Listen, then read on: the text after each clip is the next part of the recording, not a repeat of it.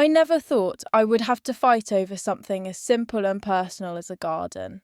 But here I am, telling you the story of how my neighbour tried to claim mine as her own. To understand why this hurt me so deeply, you have to know that my little backyard garden wasn't just soil and flowers. It was my sanctuary. When I moved into this house 5 years ago, freshly divorced and emotionally drained, I promised myself I would build something that was mine and mine alone. At first, it was nothing but an overgrown patch of weeds behind the wooden fence. I remember kneeling there on a chilly April morning, pulling up tangled roots with my bare hands, my knees sinking into the damp earth. I cried that day, not only because of the hard work, but because the act of cleaning that mess felt like I was cleaning up my life.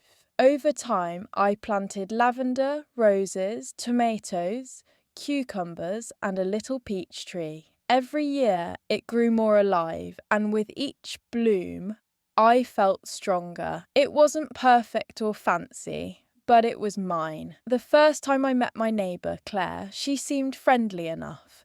She was one of those women who always looked polished, with her blonde hair perfectly brushed and nails that never seemed to chip. She complimented my roses once, saying they reminded her of her grandmother's garden, and I thought nothing of it. But soon, little remarks started creeping into our conversations. Things like, "Your garden really improves the look of the whole block," or "I bet the previous owners always meant for this space to be part of my yard too." At the time, I laughed awkwardly, assuming she was joking.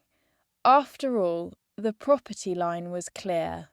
A tall wooden fence separated our yards, and the real estate documents I had signed spelled everything out. I had no doubts, but slowly her attitude shifted from casual comments to something more unsettling. One morning, I came out to water my plants and found her standing inside my yard. She had walked around the back where there's a small pathway connecting the alleys. She wasn't touching anything, just standing there, staring at the peach tree. When I asked her what she was doing, she smiled and said, "Oh, I just wanted to take a closer look. This tree is gorgeous. You know, I always thought this corner belonged to my lot." My stomach twisted, but I forced a polite laugh and told her no, it was definitely mine. I tried to keep things civil because I value peace in my neighbourhood, but that moment stuck with me. My garden wasn't just a hobby, it was a piece of my heart. The thought of someone else trying to lay claim to it felt invasive, almost like they were trying to take credit for my healing, my work, my story. Weeks went by, and I noticed her peeking over the fence more often. Sometimes she'd make little comments about how our yards look together, or how shared spaces make communities stronger. I wanted to believe she meant no harm, but deep down I knew something was off. I started locking the back gate even when I was home because I didn't trust her not to wander in again. I told myself I was being paranoid, but the unease kept growing. One evening, after a long day at work, I came home to find my garden hose stretched out awkwardly across the yard. I never leave it like that. When I followed the trail of the hose, I realised it had been used. My soil was freshly watered, but not the way I normally do it. I looked over at Claire's side of the fence, and sure enough, some of her flowers looked unusually perky, as if they had just been given a drink. That's when the pit in my stomach turned into anger. It wasn't just about the water or the trespassing, it was the principle. This garden was my safe place, the one thing in my life I had built entirely on my own. And Claire, with her polished nails and fake smiles, was starting to feel like a threat to everything I had created. The night after I discovered the hose, I could barely sleep. I lay in bed staring at the ceiling, wondering if I was overreacting. Maybe she just got confused. Maybe she didn't mean harm, but then I replayed the look on her face when she stood under my peach tree, like she was imagining it in her own yard, and the unease wouldn't let go. The next morning, I decided to be direct. I walked over to her front porch, knocked, and waited while she came out with that ever-perfect smile. "Claire," I said, "I need you to stay out of my yard. I noticed my hose was used last night, and that's not okay." She tilted her head, pretending to look surprised. "Oh, I thought you wouldn't mind. After all, our properties are so close, it feels almost shared." My hands tightened into fists, but I forced myself to stay calm. "They're not shared. That's my garden, my space. Please respect that." She nodded, but I could tell from the flicker in her eyes she wasn't agreeing. She was calculating. That week, I kept a closer watch. Every evening, I'd step into the garden and check for anything unusual. Once, I found footprints in the soil near my tomato plants, too small to be mine. Another time, I noticed a section of my fence had fresh scratches, as if someone had leaned something heavy against it to climb over. Each discovery made my chest tighten with a mix of anger and dread. Gardening, which used to bring me peace, now carried a shadow of tension. Instead of focusing on the smell of lavender or the sound of bees, I found myself scanning the perimeter, alert like a guard dog. Then came the day that truly shocked me. I arrived home early from work and found Claire again, this time actually pulling weeds from the corner near the peach tree. She was on her knees, gloves on, working the soil like it belonged to her. I froze, my grocery bags dangling from my hands, before storming over. "What are you doing?" My voice was sharper than I'd ever used with her. She stood, brushing off her knees, and replied casually, "I'm just helping out. This part of the garden needs attention, and since it's basically part of my yard too, I thought I'd take care of it." My face burned. "It's not your yard. It never was. Get out." Her smile faltered for the first time, and I saw a glimpse of something colder beneath. She didn't argue, though. Just picked up her gloves and walked away without another word. That silence was somehow worse than if she'd yelled.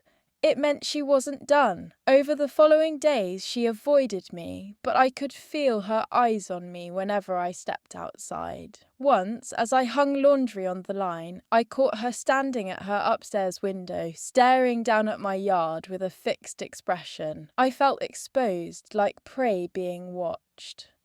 The breaking point came when I received an official-looking letter in the mail. At first I thought it was junk, but then I saw the heading. "Notice of property line dispute." My heart pounded as I read. Claire had filed a claim, suggesting the corner of my backyard, the very area with the peach tree, was legally hers. She was trying to take it. My knees went weak, and I sat on the kitchen floor holding that paper, tears welling up. It wasn't just about a tree or a patch of soil anymore. It was about someone trying to erase years of my healing, my work, my independence. And I realised, in that moment, I couldn't just hope this would go away. I had to fight. When I held that letter in my hands, my body went cold. I had never been in a legal dispute before, and the idea of being dragged into one over something as personal as my garden felt surreal. I called my sister that night, my voice shaking as I explained what Claire had done. She was silent for a moment, and then said firmly, "You need to get a lawyer. Don't let her intimidate you." The next day, I dug out the thick folder of documents from when I bought the house. Deeds, surveys, contracts, all carefully stored away. I spread them out across my kitchen table like puzzle pieces, tracing the black lines that showed the property boundaries. My peach tree, my roses, my soil, everything was clearly within my lot. Still, fear gnawed at me. What if she somehow twisted things? What if she had influence I didn't know about? Claire walked by my house that evening as if nothing had happened. She waved, holding a grocery bag, and called out, "Lovely weather, isn't it?" My stomach churned. How could she act so casual when she had just filed a claim against me? I wanted to scream at her, but I bit my tongue. Instead, I turned back to my garden and started pulling weeds with more force than necessary, my hands trembling. At night, I couldn't stop imagining worst-case scenarios. Courtrooms, judges, huge legal fees. My safe haven had become a battlefield. A week later, I met with an attorney recommended by a co-worker. Sitting in that office, I felt small and overwhelmed, but when I showed him my documents, he nodded reassuringly. "She doesn't have a case," he said. "Your boundaries are clear, but we'll file a response and make sure this doesn't go further than it needs to." I exhaled for what felt like the first time in days. That small bit of relief carried me through the week, but Claire wasn't done.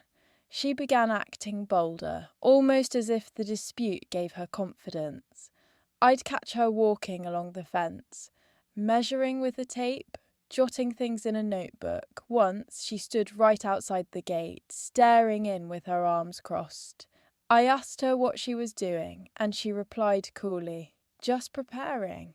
I'll get what's mine eventually." That sentence cut deep. My garden no longer felt private. Every time I stepped outside, I looked over my shoulder. I even stopped inviting friends over, embarrassed that my home had turned into a source of conflict. One evening, while watering the cucumbers, I remembered how peaceful those first years had been.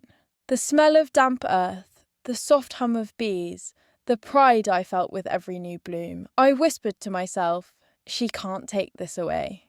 Not this." And that was when something hardened inside me. For years I had been polite, careful, avoiding confrontation. But this was different. This was about my healing, my effort, my life. If Claire wanted a fight, she was about to see a side of me she had never expected. The day after I promised myself I would fight back, I started documenting everything. I bought a small notebook and kept it by the back door. Every time I saw Claire near the fence, I wrote down the date and what she was doing. If I found footprints or disturbed soil, I took photos. It felt strange at first, almost paranoid, but my lawyer had told me, "Keep records, they matter."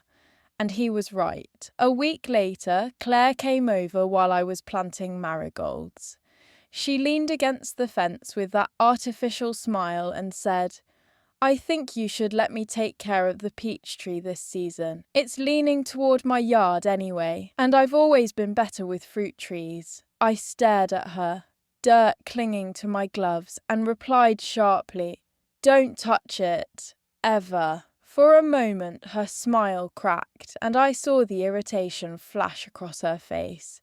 Then she shrugged and walked away, but my heart was pounding. That night, I dreamt of her cutting down my tree. I woke up in a sweat, rushed outside with a flashlight, and checked every branch.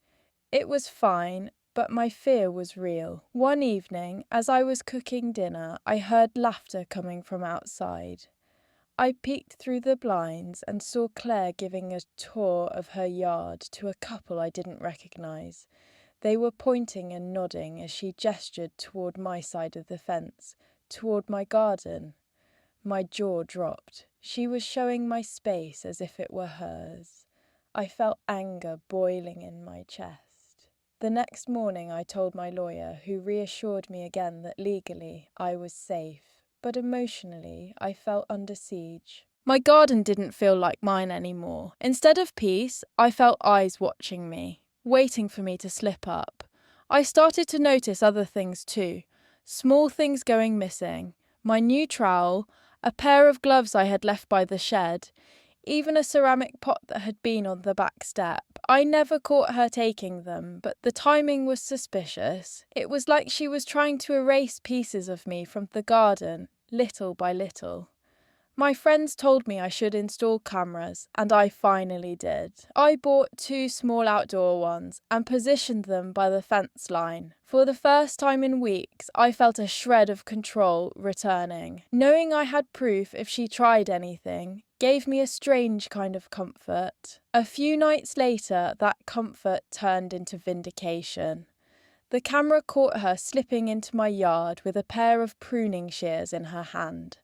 She walked straight to the peach tree, touched its branches, and stood there for almost 5 minutes before leaving. Watching the footage, my hands shook with fury. I sent it to my lawyer immediately, and he told me this would strengthen my case if she kept pushing the boundary dispute. But deep down, I didn't just want to win on paper.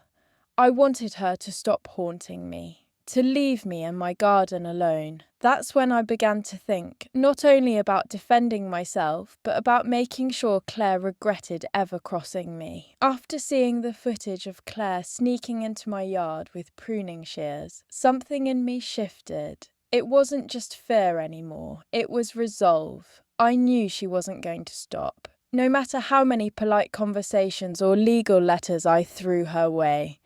She wanted control, and the more I resisted, the more determined she seemed. The next day, I went out to check the peach tree, running my hand along its branches. Every leaf looked fine, but the thought of her standing there in the dark, plotting to cut it, made my stomach twist. I whispered to myself, "You're not taking this from me." I started adding extra locks to the gate, ones she couldn't easily undo. I placed motion lights near the shed and the back fence, so if she came again at night, she'd be caught in the beam. Still, part of me worried she would escalate. When I told my lawyer about the video, he encouraged me to keep collecting evidence, but he also warned me, people like this don't back down easily. Be prepared, and I was, but I also felt exhausted. Every morning, instead of just enjoying the dew on my flowers or the scent of lavender, I found myself scanning for signs of trespass. My garden, which once healed me, was now wrapped in tension. That weekend, my friend Emily came over. She sat with me on the patio, sipping iced tea, while I unloaded the whole story.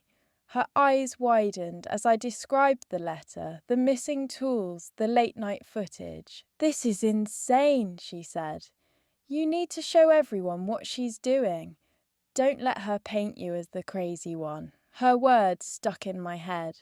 Claire had always been so polished in public, so friendly with neighbours. If this turned into a battle of appearances, people might believe her over me. That night, I pulled out old photos on my phone.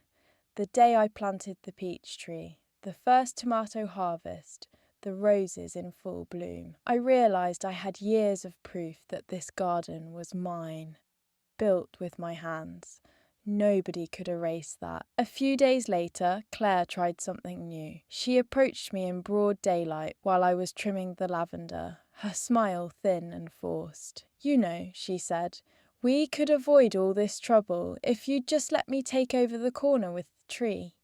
It would make things easier for both of us." I stared at her, stunned at the audacity. My voice shook, but stayed firm. "That tree is not yours. Nothing in this yard is yours. Don't ask me again." For the first time, she didn't bother to pretend. Her eyes hardened, and she muttered, "We'll see about that," before walking away. My knees trembled, but inside, I felt a strange spark. I wasn't just defending dirt and roots anymore. I was defending myself, my peace, my effort, my right to exist without someone else trying to take it. That night, under the glow of the motion lights, I sat in my garden with a notebook on my lap, writing everything down. Each detail, each encounter, each word she had said. If she wanted a war, I was ready to keep every weapon she handed me. By the time summer reached its hottest weeks, the tension between me and Claire felt like a storm cloud that never moved. I woke up each morning with a knot in my stomach, wondering what she might try next. Even when nothing happened, the anticipation drained me. My garden was supposed to be my refuge, yet every rustle of leaves made me look over my shoulder. One Saturday morning, I walked outside with my coffee and noticed something strange. A small sign was staked into the ground near the peach tree. Right on my side of the fence, it read, "Private property. No trespassing." My heart stopped. It wasn't my sign. She had planted it there, bold as daylight, claiming space that wasn't hers. I yanked it out immediately, my hands shaking. I wanted to march straight to her door, but instead I forced myself to breathe and took photos. Proof. Always proof. That same day, I showed the pictures to my lawyer. He sighed, saying, "She's trying to create confusion. Don't take the bait, just keep documenting." Easy for him to say. He didn't have to live with her staring eyes and petty provocations. Later that evening, I heard voices from the alley. I peeked out and saw Claire talking to another neighbour, gesturing toward my yard. Her tone carried just enough authority to make me sick. It was like she was rewriting reality right in front of people, planting seeds of doubt. That night, I cried on my patio, clutching the notebook where I had recorded every incident. I felt small, like a child trying to defend a secret treasure no one else understood. But then I remembered the first year I planted lavender, how fragile the little sprouts looked. How I had doubted they'd ever survive, and yet they grew, stubborn and fragrant, filling the air with calm. If the lavender could fight through weeds and weather, so could I. Days later, the cameras caught her again. This time, she wasn't just wandering. She had brought a tape measure and was stretching it across the soil near the tree. Watching the footage, anger burned hotter than the summer sun. She wasn't just trespassing, she was staging her own version of ownership, piece by piece. That night, I made a decision. Being polite had gotten me nowhere. Waiting for her to come to her senses was foolish. If Claire wanted to keep pushing, I was going to push back harder. I drafted a long email to my lawyer, attaching every photo, every clip, every note. I told him I was ready to go beyond defence. I wanted to file my own complaint. Harassment, trespassing, intimidation. For the first time since this nightmare began, I felt a sense of power. Maybe small, maybe fragile, but mine. As I closed my laptop, I looked out at the peach tree glowing at the moonlight. Its branches stretched proudly, heavy with fruit, and I whispered, "We're not giving up." Filing my own complaint gave me a new kind of courage, but it also lit a fuse under Claire. The day after she was served the notice, she came to the fence while I was watering my tomatoes. Her expression was no longer polished or sweet. It was sharp, almost mocking. "So that's how you want to play it?" she asked, her voice low. I didn't answer, just kept watering, but inside my chest my heart was racing. She leaned closer, lowering her voice. "You'll regret this." That night I barely slept, replaying her words in my head. I thought of my parents' old advice, how they always told me to avoid conflict and keep the peace. But peace wasn't possible when someone was actively trying to strip me of what I had built. The next morning, I doubled down on protecting my space. I added another camera facing the back gate, and even put up my own sign that read, "Monitored 24/7. Trespasses will be reported." It felt empowering, though I wondered if it would provoke her further. A week passed quietly, almost too quietly. Then, one evening, I came home from work to find a cluster of neighbours gathered near the alley. Claire stood in the middle, animatedly explaining something while pointing toward my yard. When I approached, the group fell silent, their eyes flicking between us. Claire gave me a saccharine smile and said loudly, "We were just discussing how confusing the property lines are. I told them I've always believed the corner with the peach tree is actually mine." My blood boiled. "That's a lie," I said firmly, my voice trembling but clear. "I have the documents, and if anyone wants to see them, I'll show you. This is my property." There was an awkward silence. A few neighbours shuffled uncomfortably, clearly not wanting to take sides. Claire shrugged, as if amused as the crowd dispersed. I stood there shaking, humiliated that she had tried to turn everyone against me. That night, I sat by the peach tree with a lantern, writing everything in my notebook. The smell of ripe fruit filled the air. a bittersweet reminder of what was at stake. I remembered planting it the first spring after moving in, digging the hole alone, feeling both exhausted and proud when I patted down the soil. That tree had been my symbol of starting over, and now Claire wanted to steal it, not just the land, but the meaning it carried. The next day, my lawyer called with good news. The court had scheduled a hearing to address the dispute. Finally, a step forward. Relief washed over me, but it was quickly followed by fear. What if Claire came prepared with lies? What if the neighbours backed her version? I walked into my garden, brushing my hand over the lavender, and whispered, "I won't let you take this from me." And for the first time in weeks, I felt steady. I knew the fight was far from over, but I was ready. The day of the hearing arrived quicker than I expected. I remember standing in front of the mirror that morning, smoothing down my dress and trying to steady my breathing. My hands trembled as I gathered the folder with every photo, video, and document I had collected. Walking into that courthouse felt like stepping into another world. Claire was already there, sitting straight-backed with that same smug smile, as if she had already won. She didn't even glance at me when I sat down. The hearing itself was short but tense. Her lawyer argued that the property line was unclear, and that historically, the corner where my peach tree stood had always been treated as part of her yard. I nearly laughed out loud at that lie. When it was my turn, my attorney laid out the survey documents. Photos of me planting the tree years ago, and the video clips of Claire trespassing. Watching the judge's expression shift gave me a flicker of hope. Claire squirmed in her seat, her confidence faltering for the first time. The judge didn't make a final ruling that day, but ordered a formal inspection of the property. I left the courthouse drained yet strangely lighter, knowing the truth was on my side. That evening, I sat in the garden, the sun sinking low, painting the leaves gold. For the first time in weeks, I let myself enjoy the quiet, even if only for a moment. But peace never lasted long with Claire. The very next day, she stood by the fence, arms crossed. "You embarrassed me today," she hissed. "That was a mistake." My chest tightened, but I held her gaze.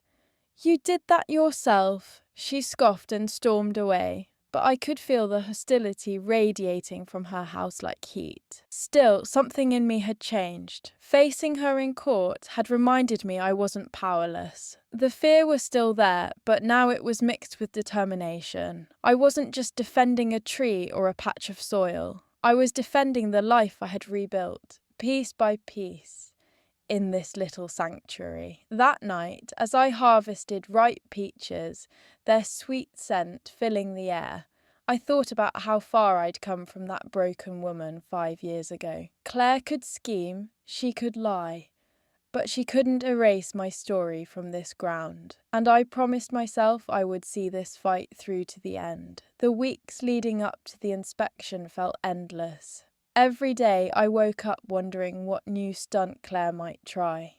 She kept her distance physically, but I often caught glimpses of her watching from her window, arms folded like a sentry guarding some imaginary claim. I tried to focus on the garden itself, watering, pruning, picking peaches, but the joy was muted by the waiting. One Saturday, my friend Emily visited again. She helped me gather tomatoes into a basket, and at one point she said, "You know, when this is over, you should host a garden party. Invite the neighbours. Show them this space the way you see it. Let them remember who it belongs to." The idea made me smile. For so long, I had been on the defensive, hiding, documenting, waiting. Maybe it was time to take back the narrative. That night, I journaled under the patio lights, writing about the first time I'd baked peach pie from my own tree, how proud I'd felt, how healing it had been. No matter what Claire said, those memories were mine. The inspection day finally arrived. 2 officials came with measuring equipment, clipboards, and a quiet seriousness that made my nerves spike. My lawyer was present, and so was Claire, standing stiffly at the edge of the yard. The officials walked the property, checked the survey markers, and made notes. I kept my distance, watching anxiously as they worked. At one point, Claire tried to interject, pointing at the peach tree and insisting it leaned into her space. One of the inspectors calmly replied, "The boundary line is clear. This tree is within her property." Hearing that felt like a rush of fresh air filling my lungs. I didn't celebrate aloud. I just gripped my lawyer's arm tightly, relief flooding me. Claire's face twisted, and for once she had no clever smile, no polished remark. After the inspectors left, she stormed back into her house without a word. That evening, I stood in the garden as the sky turned pink. I touched the trunk of the peach tree, rough beneath my palm, and whispered, "We're safe." For the first time in months, I let myself breathe freely. But deep down, I knew Claire wasn't finished. People like her didn't just walk away. And though I felt victorious, I also felt wary, waiting for the next move. For a short while after the inspection, life felt almost normal again. I could walk through my garden without checking over my shoulder every second. The lavender swayed gently in the breeze. Bees hummed happily, and I finally baked another peach pie, sharing slices with Emily and a few trusted friends. It felt like reclaiming a little piece of joy. But Claire's silence was unsettling. She no longer hovered at the fence or made snide comments, yet I often saw her curtains twitch when I was outside. That quietness felt more dangerous than her words. It was as if she was waiting, planning something I couldn't see. One night, a loud crash startled me awake. I rushed outside with a flashlight and found the side gate wide open, its lock broken. My heart pounded as I scanned the yard. Nothing was stolen, but the soil near the peach tree was disturbed, as if someone had stomped angrily through it. The cameras had caught her, clear as day. She had marched into my yard, kicked at the soil, and yanked at the gate until it gave way before storming off. Watching that footage filled me with equal parts fear and fury. The next morning, I forwarded the video to my lawyer, who shook his head and said, "She's only digging her own hole. We can press charges for trespassing." I agreed, though part of me dreaded how far this might go. That weekend, I hosted a small gathering like Emily had suggested. I invited a few neighbours I trusted, serving them peach pie and tea in the garden. I told them, without drama, about the dispute, the inspection results, and the latest incident. To my relief, they listened and nodded, their expressions sympathetic. "We always knew this was your space," one neighbour said. "She's been telling stories, but we never really believed her." That reassurance mattered more than I expected. It felt like reclaiming my reputation, not just my land. Still, I couldn't shake the tension. Claire had shown she was willing to escalate, and I knew the coming weeks might be worse. That night, as I sat on the patio watching the moonlight wash over the peach tree, I realised something. This wasn't just about property anymore. It was about boundaries, the ones we draw in soil, but also the ones we draw in life. And I was determined not to let anyone cross mine again. Pressing charges for trespassing wasn't something I ever imagined I'd have to do, but by then it felt necessary. My lawyer assured me the evidence from the cameras was solid, and within a week, Claire was officially served. The news spread quickly through the neighbourhood.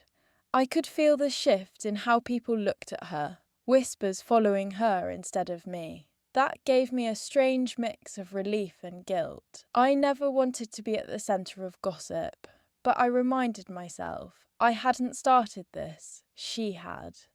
Claire, however, didn't shrink into embarrassment the way I thought she might. Instead, she grew colder, almost theatrical. She ignored me completely, not even pretending to wave or smile. but her presence was heavy, like a shadow pressed against the fence. Late one night, I was writing in my notebook by the patio light when I heard faint music drifting from her house. I don't know why, but it unnerved me. It was classical, soft, yet the timing felt eerie, like she wanted me to know she was awake too, watching. I closed my journal and went inside, my chest tight. Days passed, and though she didn't set foot in my yard again, small things kept happening. A broken pot I'd left on the step, a garden tool gone missing. Nothing big enough to prove, but enough to remind me she was still near. My lawyer told me not to engage, to let the legal process unfold, and so I tried. I focused on nurturing the plants, picking vegetables, baking pies. Every little act of care felt like defiance. One evening, Emily stopped by with wine. We sat under the peach tree, the branches heavy with fruit, and I finally allowed myself to laugh. It felt strange, even rebellious, to laugh with all that had happened. Emily looked around and said, "This place is beautiful. Don't let her poison it for you." Her words sank deep. That night, as I watered the roses, I realised I had been letting Claire occupy not just my yard, but my mind. She wanted me anxious, afraid, reactive.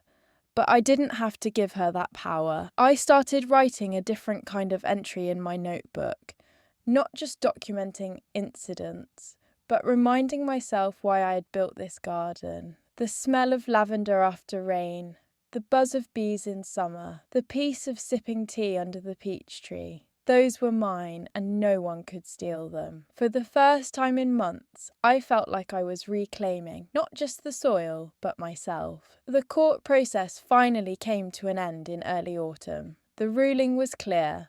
The property survey stood. The peach tree and the entire garden belonged solely to me. Claire was ordered to cease all claims and stay off my yard. When the judge's gavel came down, I felt a wave of relief so strong it made me dizzy. Months of fear, anger, and sleepless nights had led to this moment, and for once the truth had won. Walking out of the courthouse, I looked up at the crisp blue sky and thought, "It's over." But in my heart, I knew it wasn't truly over. Claire still lived next door, still lurked behind those curtains. The difference was, now I wasn't afraid of her anymore. The power she had over me was gone. When I returned home, I stepped into my garden and touched the trunk of the peach tree, rough and steady beneath my palm. Its branches were already turning with the season, but it stood tall, alive, unbroken, just like me. That weekend, I did something I had been too afraid to do for months. I invited the whole block over for a small gathering. I baked pies, set out fresh vegetables, and opened my garden to everyone. Neighbours strolled through, admiring the roses, smelling the lavender, tasting peaches straight from the tree. They laughed and told stories, and for the first time, the space was filled with joy again. Even children ran along the paths without worry. It felt like cleansing the air of months of tension. Claire didn't show her face that day. Her blinds stayed shut, her house dark, and I realised something important. Sometimes revenge isn't about hurting the other person. Sometimes it's about living fully, refusing to let them take any more from you. My garden had been born out of pain once before, and it had saved me. Now it had carried me through another trial, reminding me that roots hold firm even in storms. That night, after everyone left and the lights twinkled softly across the yard, I sat under the peach tree with a cup of tea. The garden was quiet, the air cool, and I felt an immense peace settle over me. I thought of all the tears I had cried here, the anger I had carried, and how close I had come to giving in. And then I whispered into the dark, "You didn't win, Claire. You never will." Because in the end, the garden wasn't just about land or fruit or flowers. It was about my healing, my strength, my refusal to be erased. And that was something no one, not even the neighbour who tried to claim it, could ever take away.